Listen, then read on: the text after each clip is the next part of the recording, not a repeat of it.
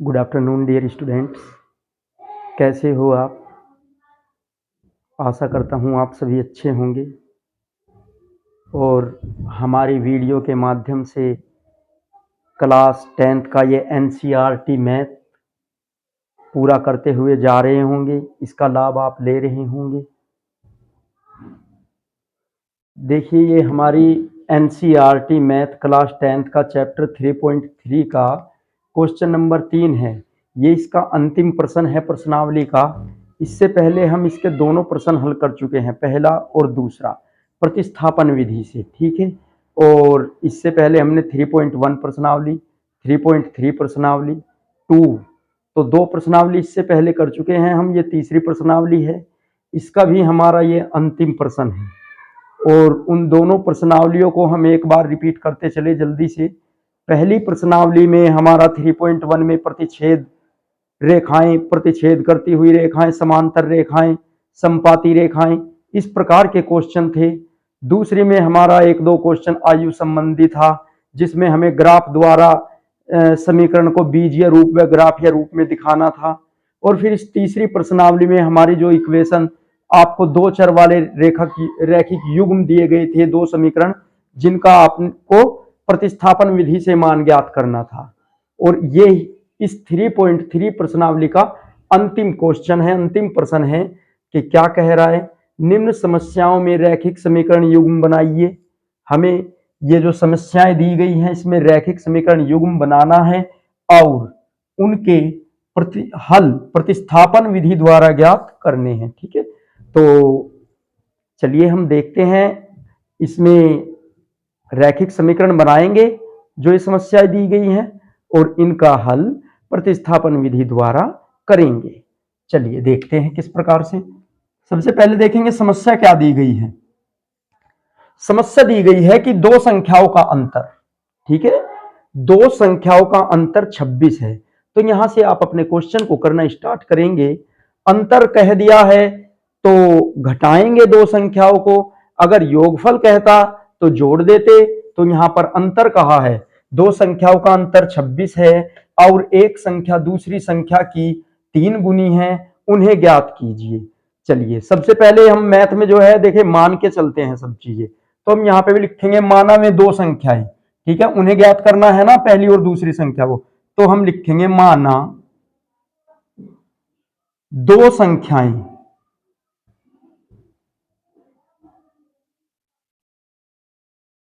x व y है। 2 संख्याएं क्या है हमारी, x और y है। ठीक है, तो उसने कहा है 2 संख्याओं का अंतर। तब हम लिखेंगे तब क्या हो जाएगा, x माइनस वाई बराबर 26। दिखा दिया हमने अंतर कि 2 संख्याओं का अंतर 26 है। आगे बढ़ते हैं, इसको समीकरण नंबर 1 मान दे देंगे यहां पे नाम। फिर आगे बढ़ेंगे। एक संख्या दूसरी संख्या की 3 गुनी है, एक संख्या, तो हम कहेंगे माना x जो है y की 3 गुनी है।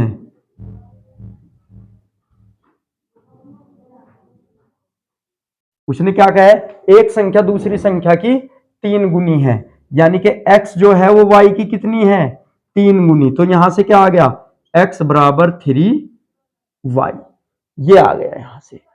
तो चलिए देखते हैं। अब यहां से x बराबर हमारा जो 3y आया है ना, इसे समीकरण नंबर 1 में रख देंगे x की जगह पर। हम यहां रखेंगे x का मान समीकरण 1 में रखने पर, चलिए रख देते हैं x का मान समीकरण नंबर 1 में। x बराबर यहां से हमारा 3y आया है, तो रख देंगे यहां पर। तो 3y माइनस यहां पे क्या है y और बराबर 26। तो यहां पे देखिए ये 3y है, ये 1y है, ये माइनस का, ये प्लस का, तो हमारे बच गए 2y बराबर 26। और यहां से क्या आ गया हमारा, देखिए ये यहां पर गुणा में है, उधर भाग में चला जाएगा। तो y बराबर 26/2 यानी कि 13। तो y की वैल्यू कितनी आ गई? 13। एक संख्या तो हमें मिल गई 13 है। अब दूसरी संख्या के लिए हम क्या करेंगे? ये जो y का मान आया है ना, y का मान, इसको अपनी समीकरण नंबर 1 में रख देंगे। अब लिखेंगे हम अतः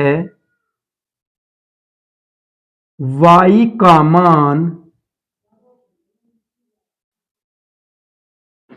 समीकरण 1 में रखने पर, चलिए y का मान अपनी समीकरण नंबर 1 में रख देंगे। x तो हमारा जो का तो है इसमें समीकरण नंबर 1 में, और y की जगह हमें क्या लिखना है? माइनस का 13 और बराबर कितना हमारा? 26। ठीक है, कितना है? 26। तो क्या करेंगे? अतः y का मान समीकरण नंबर 2 में रखने पर, समीकरण नंबर 2 ये हमारी x बराबर 3y जो आई है, तो x बराबर 3 गुना y का मान कितना आया हमारा यहां से? 13। तो x बराबर 13 तिया 39। x की वैल्यू 39 आ गई, y की वैल्यू आ गई हमारी 13। अब देखो, अगर आप अंतर इनका 26 लाना चाह रहे हो तो x का मान यहां पे 39 आया, यहां पे 39 रख दो, y का मान 13 आया, यहां पे 13 रख दो, तो 39 में से जब 13 घटेंगे आ गया अंतर 26। और एक संख्या दूसरी की 3 गुनी है, यानी कि ये 39 जो है 13 की 3 गुनी है कि नहीं? 13 तिया 39, तो ये कंडीशन भी पूरी कर रहा है। तो यहां से क्या आ गई हमारी? एक संख्या दूसरी की 3 गुनी है, उन्हें ज्ञात कीजिए। तो हम लिख सकते हैं संख्याएं 39 व 13 हैं, इस प्रकार से। तो इस प्रकार से ये आपका इजीली तरीके से क्वेश्चन हो गया है। बढ़ते हैं अपने दूसरे क्वेश्चन की। चलिए देखिए हमारा इसका दूसरा क्वेश्चन क्या है कि दो संपूरक कोणों में बड़ा कोण, दो संपूरक कोणों में बड़ा कोण छोटे कोण से 18 डिग्री अधिक है, उन्हें ज्ञात कीजिए।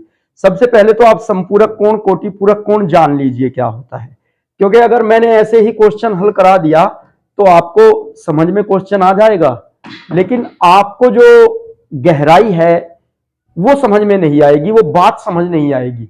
अगर आने वाले समय में एग्जामिनर ने यहां पे संपूरक ना दे के कोई और दे दिया तो आप उसे कर नहीं पाओगे, तो इसलिए इस बात को जानना जरूरी है। चलिए करते हैं शुरू। सबसे पहले देखिए हमारा कोणों का ज्ञान क्या होता है। न्यून कोण, न्यून कोण जल्दी से बस इसे रफली बता देते हैं। न्यून कोण होता है हमारा 90 से कम, या इसे ऐसे बोल सकते हैं 0 से 90 के बीच।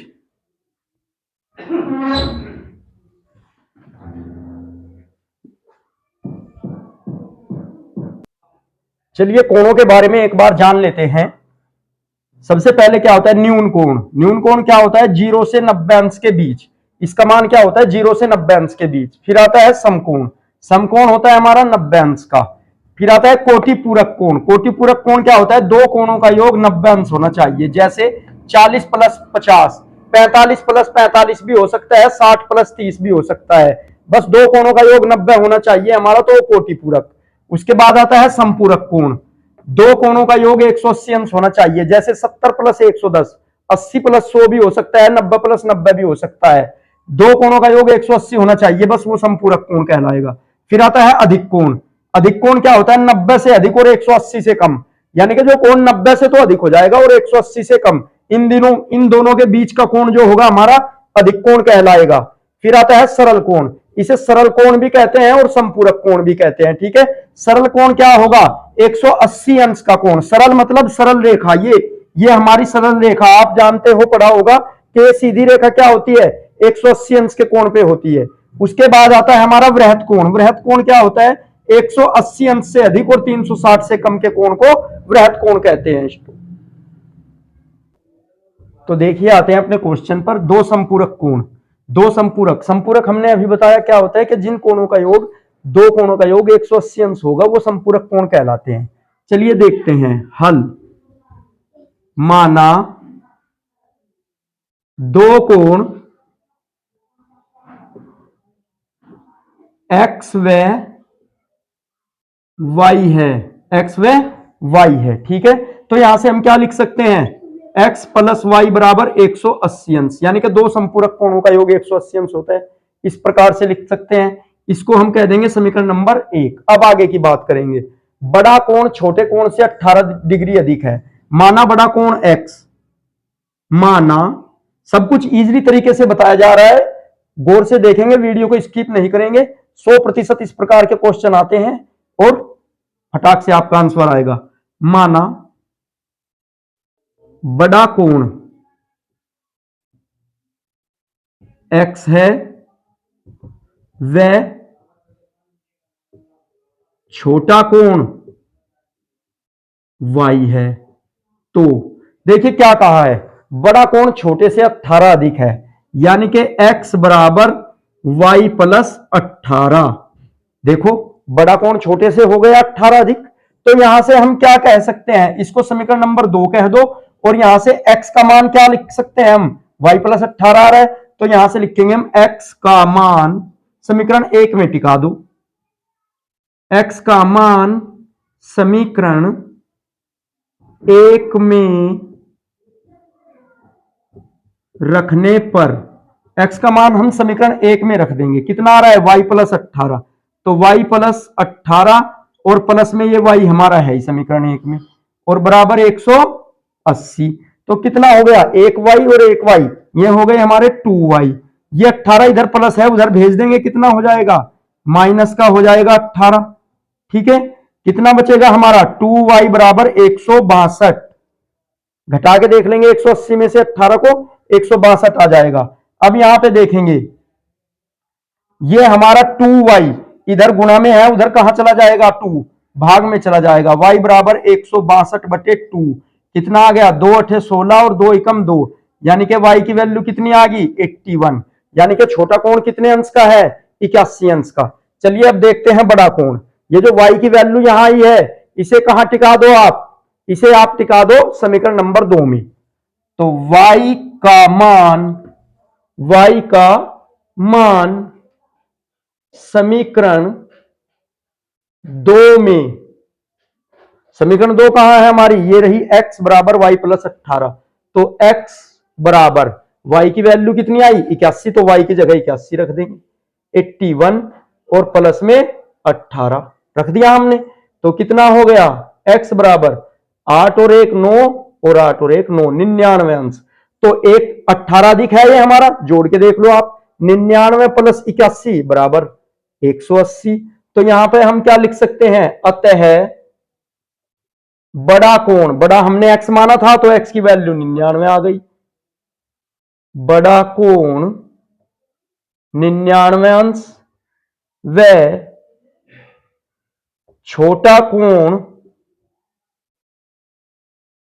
81 अंश है। देखेंगे यहां पे, देखिए क्या आया है, ये जो यहां पे y बराबर 81 आ गया था हमारा, ये हमने समीकरण नंबर 2 में रख दिया अपनी। समीकरण नंबर 2 ये रही हमारी यहाँ पे, जिसको मैंने 2 लिखा हुआ है। ठीक है, तो यहाँ पे मैंने 81 रख दिया, और 81 और 18 कितने हो गए, 99 99, तो x की वैल्यू आ गई 99, यानी कि x का मान 99 आ गया। और हमने क्या माना था, बड़ा कोण x व छोटा कोण y, तो जो बड़ा मान आया है वो x होगा, छोटा कोण आया है वो छोटा कोण। ठीक है, यहां से बड़ा कोण 99, छोटा कोण 81, ये आपको अच्छे से समझ आ गया होगा। और इसके साथ में मैंने आपको कोणों का ज्ञान भी बता दिया, समपूरक, कोटिपूरक, न्यून कोण और बृहत कोण आदि। ठीक है, चलिए इसे हटा देते हैं, बढ़ते हैं तीसरे नंबर की ओर। चलिए देखते हैं तीसरा क्वेश्चन। एक क्रिकेट टीम के कोच, एक क्रिकेट टीम का कोच 7 बल्ले तथा 6 गेंद 3800 रुपए में खरीदी उसने।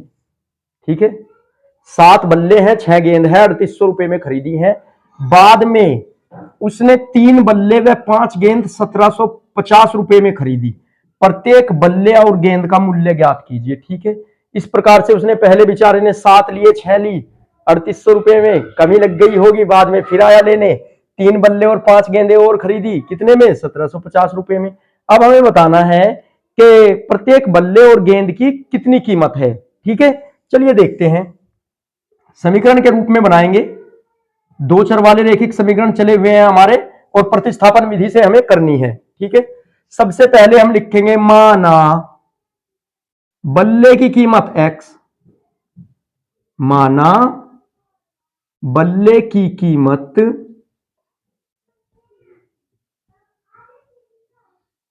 x रुपए, ठीक है।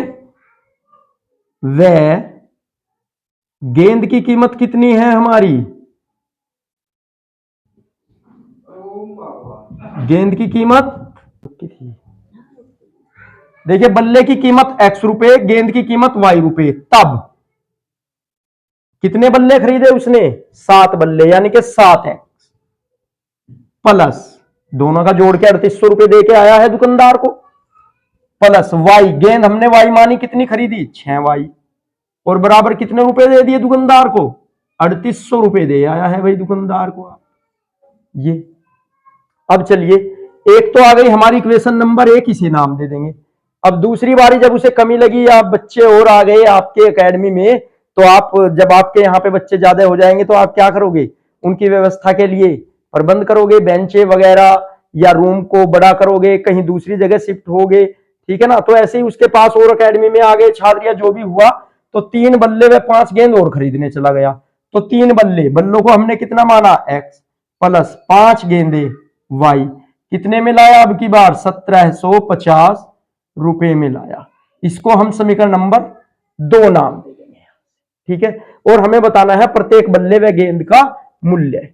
चलिए देखते हैं, यहां से हम क्या करेंगे, समीकरण 1 से ले लो चाहे 2 से ले लो, ये आपकी मर्जी पे डिपेंड है। हम प्रतिस्थापन विधि से एक का यहां से मान ज्ञात करेंगे और दूसरी समीकरण में पुटअप कर देंगे।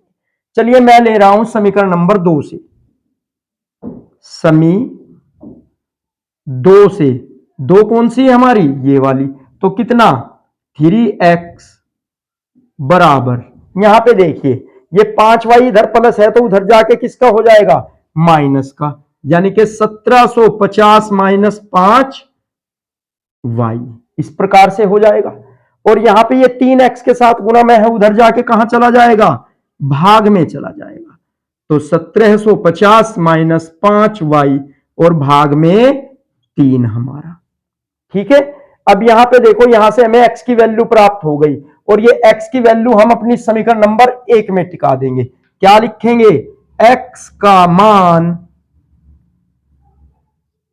समीकरण 1 में रखने पर, x का मान समीकरण 1 में रखने पर, समीकरण 1 ये रही हमारी यहां पे। तो चलिए यहां पे हम x का मान रख देते हैं, 7 है तो 7 जो का तू, x की वैल्यू कितनी रखनी है हमें, 1750 माइनस 5y और बटे में हमारा 3, और फिर क्या है प्लस में हमारा 6y और बराबर 3800, यही है ना। चलिए देखते हैं, इसका बटा 1 मान लेंगे और इसके अंदर गुणा करा देंगे हम भाई, कैसे, 7 0 0 7 5 35 सतो सती 49 49 और 3 हमारे 52 हो गए, और फिर 7 एकम 7 और 5 12, यानी कि ये आ गया हमारा 12250, और माइनस के 7 5 35y और बटे में हमारा 3 है, और प्लस में क्या है ये हमारा 6y और इसका बटा 1 माना और बराबर 3800। अब यहां से देखिए, इसके बटे में इसके नीचे 1 है, यहां पे 3 है, लघुत्तम ले लेंगे, आ गया हमारा 3, ठीक है। तो कितना ऊपर 1200, ये 12250 तो जो का तो, माइनस के 35y जो का तो, और ये कितना हो गया 3 छंग 18, यानी कि कैसे, 1 की गुणा इनमें की, 3 की गुणा इसमें की, और बराबर 3800। अब यहां से इसका बटा 1 मानेंगे, क्रॉस मल्टीप्लाई यानी कि वर्ज गुणन करा देंगे, ठीक है, 1 की गुणा इसमें, इसकी गुणा इसमें। तो चलिए देखते हैं ये कितना हो गया, इधर 12250, यहां पे माइनस के 35y और 18y प्लस के, तो माइनस के बच गए हमारे 17y, और अब इसकी गुणा इसमें कराएंगे हम, 3 0 0 3 0 0 8 तिया 24 और 3 तिया 9 9 2 11, इधर आ गया हमारा 11400, ठीक है। चलिए देखते हैं, ये इधर प्लस में है, उधर जाके चला जाएगा माइनस में, तो इधर तो ये 17y माइनस के हमारे हैं ही जो के तू, और उधर कितना भाई 11,400 और माइनस के 12,250 इस प्रकार से। ठीक है, तो कितना बच गया घटा के हमारा माइनस के 17 वाई बराबर माइनस के 850। 11,400 को हमने 12,250 में से घटा दिया, माइनस के ज्यादा है तो माइनस का ही चिन्ह आएगा। इधर भी माइनस है इधर भी माइनस है तो माइनस से माइनस तो हो गया खत्म, और ये 17 इधर गुणा में है तो उधर चला जाएगा भाग में 850 के, तो 850 बटे 17 और 17 पंजे 85 यानी कि 50। वाई का आ गया मूल्य 50। तो वाई हमने क्या मानी थी गेंद, तो गेंद कितने की है हमारी 50 रुपए की। अब हमें बल्ले की कीमत निकालनी है, तो बल्ले की कीमत के लिए हम ये y बराबर 50 इसमें रख देंगे समीकरण नंबर 2 में। ठीक है, चलिए एक बार इसे मैं इधर वाला रफ कर देता हूं, इसे अच्छे से देख लीजिए, स्क्रीनशॉट ले लीजिए, फिर आगे बढ़ते हैं। देखिए जरा आप y बराबर 50, अब मैं यहां लिख रहा हूं y बराबर 50 समीकरण 2 में रखने पर, ऐसे कर देता हूं मैं, लो ये बिल्कुल अलग रह जाएगा 2 में रखने पर। समीकरण 2 हमारी क्या है, ये रही, तो 3x तो हमारा जो का तू प्लस 5 गुणा 50, y की जगह 50 रख देंगे और बराबर 1750, तो 3x प्लस पंजे पंजे 25 यानी कि 250 और बराबर इधर 1750, ये इधर प्लस में उधर जाके माइनस में हो जाएगा, तो 1750 माइनस 250 तो कितना बच गया हमारा 1500, तो 3x बराबर 1500, और ये 3 इधर गुणा में उधर कहां चला जाएगा भाग में चला जाएगा, तो 1500 बटे 3 और 3 पंजे 15 यानी कि 500। तो यहां से हम लिख सकते हैं बल्ले का मूल्य 500 रुपए, क्योंकि हमने बल्ले का मूल्य x माना था और गेंद का मूल्य y माना था, ये 50 रुपए। तो हम यहां लिखेंगे अतः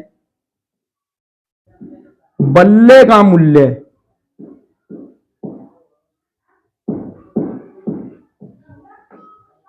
500 और गेंद का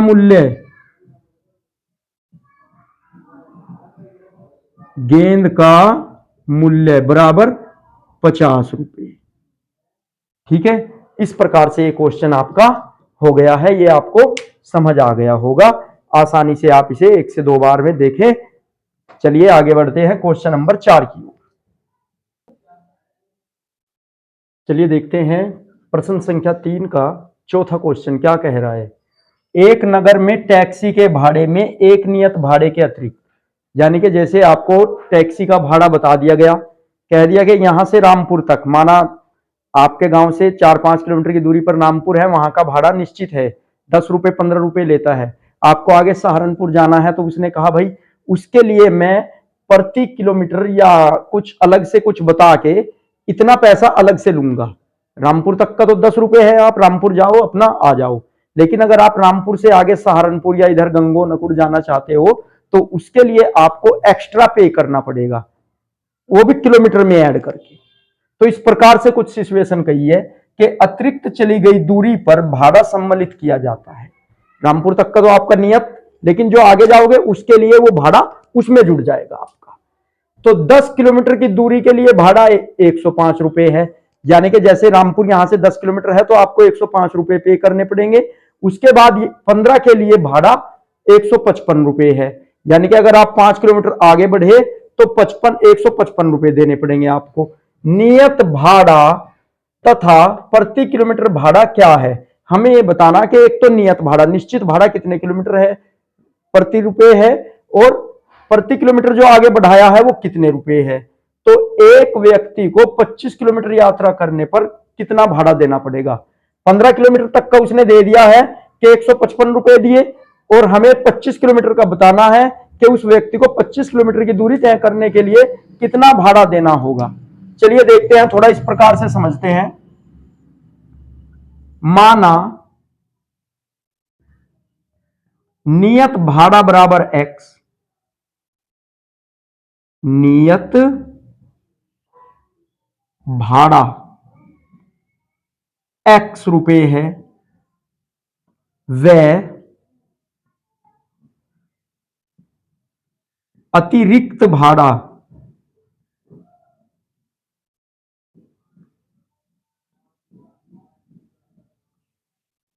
वाई रुपए है। नियत भाड़ा x रुपए, अतिरिक्त भाड़ा वाई रुपए।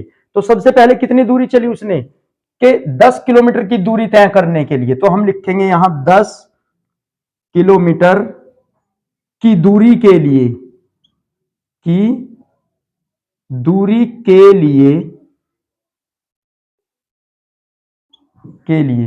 ठीक है, कितना x, यानी कि ये तो कोई नियत है, और प्लस 10 y, और बराबर कितने रुपए दिए उसने इस दूरी के लिए 105 रुपए। इसको मैंने नाम दे दिया समीकरण नंबर 1 का।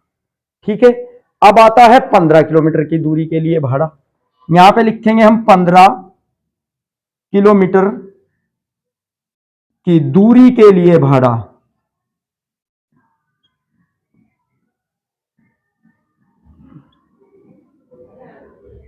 ठीक है, 15 किलोमीटर की दूरी के लिए भाड़ा x, ये तो हमारा नियत भाड़ा है, और प्लस 15y, और बराबर कितना 155 रुपए। ये आ गई समीकरण नंबर 2 हमारी। ठीक है, अब देखते हैं समीकरण नंबर 1 से। समीकरण 1 से क्या करेंगे हम, यहां से देखिए ये x प्लस 10y है, इसे 10y को उधर ले जाएंगे तो हमारा आ जाएगा x बराबर 105 माइनस 10y, ये आ गया। ठीक है, इस प्रकार से x की वैल्यू यहां से समीकरण 1 से ये मिल गई हमें, इस प्रकार लिख लिया हमने। ये x प्लस 10y, इधर 10y प्लस में है, उधर जाके माइनस में हो जाएगा। अब ये जो आया है इसका मान हम समीकरण नंबर 2 में रख देंगे, तो यहां पे लिखेंगे हम, ऐसे बना लेंगे, x का मान समीकरण 2 में रखने पर, x का मान हम कहां रखेंगे, इस समीकरण नंबर 2 में रख देंगे। ये वाली जो समीकरण नंबर 2 है ये तो एक ही है, तो x की जगह रख देंगे हम। समीकरण नंबर 2 क्या है हमारी, x प्लस 15y बराबर 155। ठीक है, तो रख देंगे x की जगह कितना 105 माइनस 10y, और प्लस है तो प्लस 15y, और बराबर में 155, इस प्रकार से। ठीक है, चलिए देखते हैं, यहां पे ये 10y माइनस का है, 15y प्लस का है, तो कितना, अभी यहां से ले लेंगे 105, इधर प्लस है उधर भेज देंगे। ठीक है, और ये 10y इधर माइनस है, 15 प्लस है, तो 15 ज्यादा है और 10 कम है, तो बच जाएंगे हमारे प्लस के 5y, यानी कि ये 15 है, ये 10 है, 15 में से 10 घट के 5 बच जाएंगे, और इधर कितना बचेगा, ये 155, और माइनस का इधर आके ये हो जाएगा हमारा 105, इधर कितना बच गया 50 बच गया, 155 में से 105 घटा तो 50 बच गया, ये इधर गुणा में उधर भाग में चला जाएगा, तो 50/5 और 5 ढाई 50, तो y की वैल्यू कितनी आ गई हमारी 10 आ गई यहां से। और हमने क्या माना था, ये अतिरिक्त भाड़ा, यानी कि अतिरिक्त भाड़ा हमारा कितना है 10 रुपए किलोमीटर है हमारा अतिरिक्त भाड़ा। चलिए अभी हम नियत भाड़ा भी लिखा लेंगे। हम क्या कहेंगे, ये y बराबर 10 समीकरण 1 में रखने पर, y बराबर 10 समीकरण 1 में रखने पर, y बराबर 10 कहां रखेंगे हम, y बराबर 10 समीकरण 1 में रखने पर। चलिए रख देते हैं, समीकरण 1 क्या है हमारी, ये रही यहां पे x प्लस 10y बराबर 105। ठीक है, तो चलिए रख देते हैं, इसकी जगह y की जगह 10 गुणा 10 और बराबर 105। ठीक है, तो कितना हो गया x प्लस 10 दशाम 100 हो गया, उधर हमारा 105, तो ये इधर 100 प्लस में है, उधर जाके माइनस में हो जाएगा, तो 105 माइनस 100, और x बराबर कितना बच गया 5, तो ये आ गया हमारा नियत भाड़ा, ये आ गया हमारा अतिरिक्त भाड़ा। ठीक है, नियत भाड़ा कितना है हमारा 5 रुपए, और अतिरिक्त भाड़ा है ऊपर 10 रुपए किलोमीटर। ठीक है, और हमें निकालना क्या है 25 किलोमीटर के लिए भाड़ा। अब हम लिखेंगे 25 किलोमीटर के लिए भाड़ा।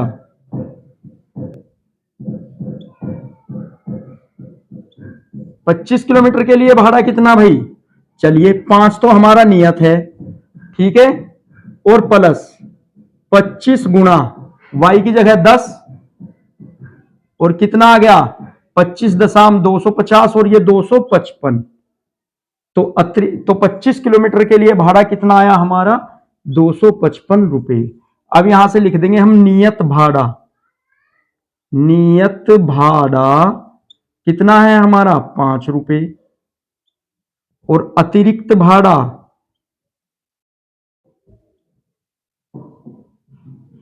अतिरिक्त भाड़ा 10 रुपए किलोमीटर, और ये आ गया 25 के लिए आपका। तो ये आपका आंसर आ गया। इसे आप आसानी से देख सकते हो। यहां से क्वेश्चन शुरू किया और इस प्रकार से समीकरण 2 बन गई हमारी। 2 समीकरणों में से मैंने x का मान यहां से ऐसे करके निकाल लिया, फिर उसे समीकरण 2 में रखा, फिर जो y की वैल्यू आई वो समीकरण 1 में रख दी। यहां से x का मान आ गया जो हमने नियत भाड़ा माना था और अतिरिक्त भाड़ा हमने y माना था। तो ये दोनों हमारे जब आ गए तो 25 किलोमीटर के लिए हमें भाड़ा निकालना था, तो किस में रख दिया 5, तो नियत है हमारे रुपए, ये तो निश्चित देने ही देने हैं आपको, और प्लस 25 गुणा 10 बराबर 255 रुपए आपका आ गया। देखिए क्या कहा है 5वें क्वेश्चन में, यदि किसी भिन्न के अंश व हर में 2 जोड़ दिया जाए, भिन्न के अंश व हर में 2 जोड़ दिया जाए तो वह भिन्न 9/11 हो जाती है। यदि अंश व हर दोनों में 3 जोड़ दिया जाए तो वह 5/6 हो जाती है। वह भिन्न ज्ञात कीजिए। सबसे पहले तो मैं आपको बता दूं भिन्न होता क्या है। भिन्न होता है हमारा जिसे हम p/q के रूप में लिख सके या अंश बटा हर के रूप में लिख सके। जो हमारा p/q के रूप में होगा या अंश बटा हर के रूप में होगा वही हमारी क्या होगी भिन्न होगी, ठीक है। चलिए ये तो बात हुई खत्म। अब हम बताते हैं आपको, उसने कहा है किसी भिन्न के अंश व हर में, तो हम कहेंगे मान भिन्न x/y है, माना भिन्न x/y है, तो अंश ऊपर वाला हर नीचे वाला, ठीक है। तो इसमें क्या जोड़ेंगे हम 2 जोड़ देंगे, तब अंश व हर में 2 जोड़ने पर उसने खुद कहा है कि अंश भिन्न के अंश व हर में 2 जोड़ दिया जाए। अंश व हर में 2 जोड़ने पर, अंश व हर में 2 जोड़ने पर, चलिए x + 2 और y + 2 ऐसे लिख लिया हमने। तो भिन्न कितनी हो जाती है 2 जोड़ने पर 9/11, तो भिन्न हमारी हो जाती है 9/11, ठीक है।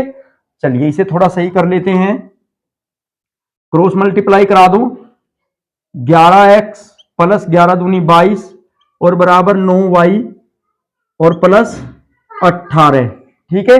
इस प्रकार से इसको यहां ले आएंगे हम, 11x ये इधर प्लस है तो माइनस का 9y और बराबर में हमारा -4। -4 कैसे बचा, 18 इधर प्लस है 22 इधर प्लस है, इधर आएगा तो 22 माइनस हो जाएगा 18 प्लस, तो 22 में से 18 जाके -4, ये तो छोटी बात है अब तो, ठीक है। समीकरण नंबर 1 नाम दे दिया इसे।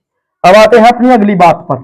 उसने क्या कहा है कि यदि अंश व हर में 3 जोड़ दिया जाए, अब लिखेंगे हम अब या पुनः या यदि, यदि लिखो, यदि अंश व हर में कितना जोड़ दिया जाए 3 जोड़ दिया जाए, 3 जोड़ दिया जाए, 3 जोड़ने पर,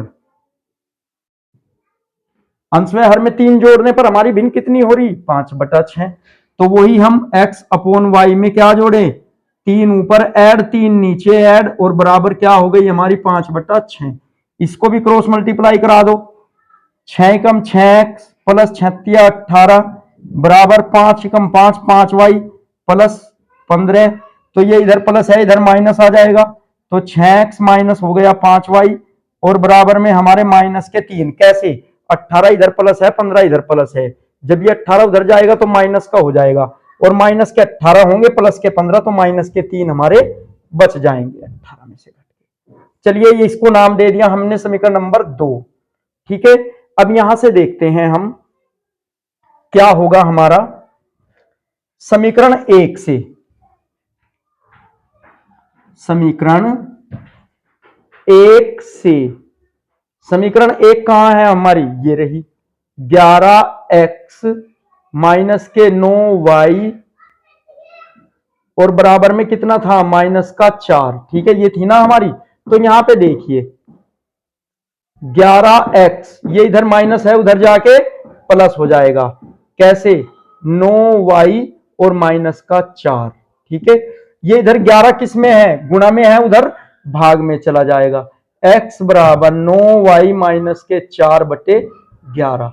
अब जो ये x बराबर 9y माइनस के 4 बटे 11 आया है ना, इसको हम अपनी समीकरण नंबर 2 में रख देंगे। तो हम कहेंगे x बराबर ये वाला समीकरण 2 में रखने पर, समीकरण 2 में। ठीक है, समीकरण 2 हमारी कहां है, ये रही।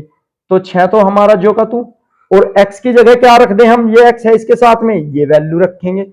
चलिए 9y माइनस के 4 और बटे में हमारे 11 और माइनस के 5y और बराबर में माइनस का 3। ठीक है, चलिए 6 नम 54, 54y माइनस के 6 चौक 24 और माइनस के 5y और बराबर हमारा माइनस के 3। ठीक है, इसका बटा 11 है, इसका बटा 1 मान लेंगे। लघुत्तम हमारा 11 आ गया और कितना, इसकी गुणा इसमें, इसकी गुणा इसमें, तो ये तो हमारा 54y माइनस 24 और माइनस के 5y, 11 पंजे 55, सॉरी ये 55 हो जाएगा,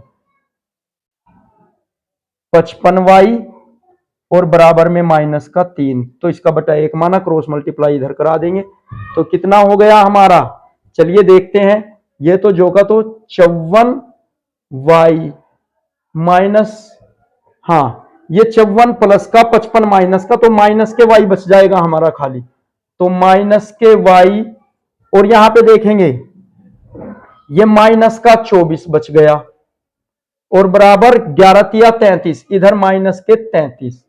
अब देखते हैं, ये इधर माइनस है उधर भेज देंगे, तो माइनस के y बराबर माइनस के 33 और प्लस 24, प्लस के 24, 33 माइनस के हैं 24 प्लस के हैं, तो माइनस के हमारे ज्यादा हैं। और 33 में से जब हम 24 को माइनस करेंगे तो कितना बचेगा हमारा, 9 बच जाएगा। ठीक है, तो माइनस के y बराबर माइनस का 9 और माइनस से माइनस खत्म, y की वैल्यू क्या आ गई हमारी 9। अब ये y की वैल्यू हम समीकरण नंबर 1 में रख देंगे। अब क्या कहेंगे हम, y बराबर 9 समीकरण 1 में रखने पर, समीकरण 1 में रख देंगे हम। ये y की मान कितनी है हमारी समीकरण नंबर 1, ये रही 11x माइनस 9y और बराबर में माइनस का 4। चलिए रख देते हैं y की जगह पर 9, 11x माइनस 9 गुणा 9 और बराबर माइनस का 4, 11x माइनस 81, नम नम 81 और इधर माइनस का 4, 11x बराबर, ठीक है कितना हमारा, ये इधर माइनस है उधर जाके किस में बदल जाएगा, प्लस में बदल जाएगा।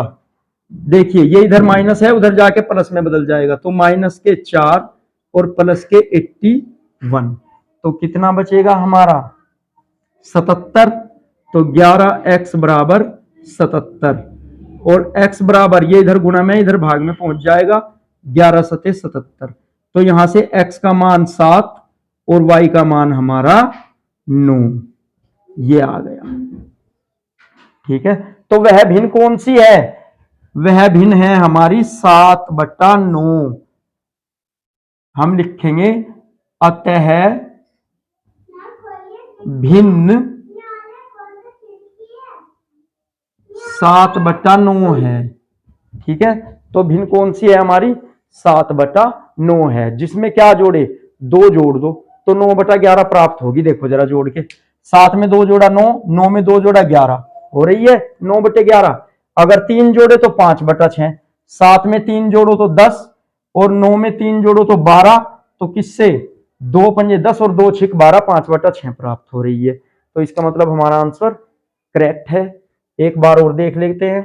उसने कहा है किसी भिन्न के अंश में 2 जोड़ो, हमने भिन्न मान लिया x/y, उसमें 2 जोड़ दिया हमने, तो भिन्न प्राप्त हो रही है 9/11। इसे हमने इस रूप में भिन्न के रूप में ले आए, ठीक है, सही समीकरण बना लिया भिन्न के रूप में से, इसको समीकरण नंबर 1 मान दे दिया।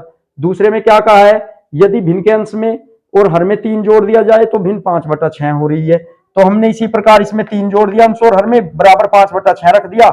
इसे हल करके ये आ गया, हम इसे हमने नाम दे दिया समीकरण नंबर 2। अब समीकरण 1 से हमने यहां से x का इस प्रकार से प्रतिस्थापन विधि से, क्योंकि प्रतिस्थापन विधि से हल करना, तो प्रतिस्थापन विधि से ही हमने इस प्रकार से x का यहाँ पे मान निकाला, ये समीकरण नंबर 2 में रखा।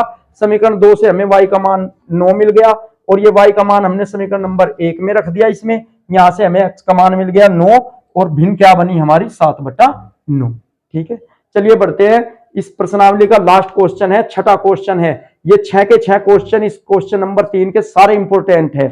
आने वाले एग्जाम में इसमें से आपको एक क्वेश्चन पक्का मिलना ही मिलना है 6 नंबर में।